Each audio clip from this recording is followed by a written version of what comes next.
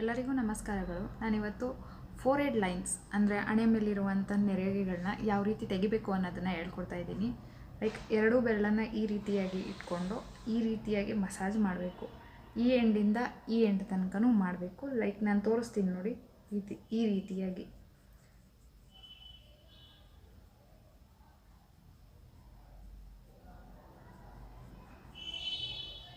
ಒಂದು ಸೈಡಿಂದ ಮತ್ತೊಂದು ಸೈಡಿಗೆ ಹೋಗ್ಬೇಕು. ಈ ಥರ ಒಂದು 10 ಟೈಮ್ಸ್ ಡೈಲಿ ಮಾಡಿ. ಮಾರ್ನಿಂಗ್ ಮತ್ತು ಈವ್ನಿಂಗ್ ಮಾಡೋದ್ರಿಂದ ತುಂಬ ಒಳ್ಳೆಯದು.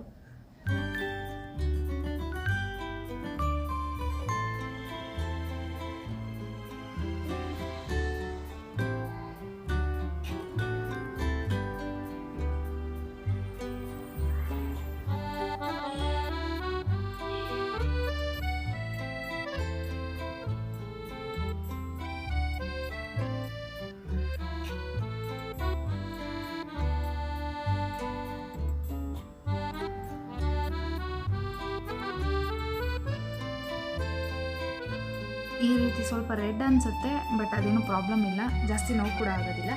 ಬಟ್ ಈ ರೀತಿ ಮಾಡೋದ್ರಿಂದ ಏನು ಅಂದರೆ ಅಪ್ವರ್ಡ್ ಮತ್ತು ಡೌನ್ ಮಾಡಿ ಎರಡೂ ರೀತಿಯಾಗಿ ನಿಮ್ಮ ಫೇಶಿಯಲ್ ಸ್ಕಿನ್ ಮೂವ್ ಆಗೋದ್ರಿಂದ ಸ್ವಲ್ಪ ಟೈಟ್ನೆಸ್ ಬರುತ್ತೆ.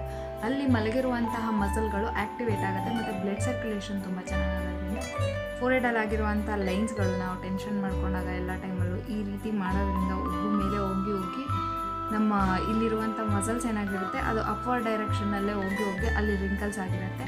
ಸೊ ಅದನ್ನು ಡೌನ್ವರ್ಡ್ ಆಗು ತಗೊಬರೋದ್ರಿಂದ ನಾವು ಅದು ಬೇಗ ಕ್ಲಿಯರ್ ಆಗುತ್ತೆ.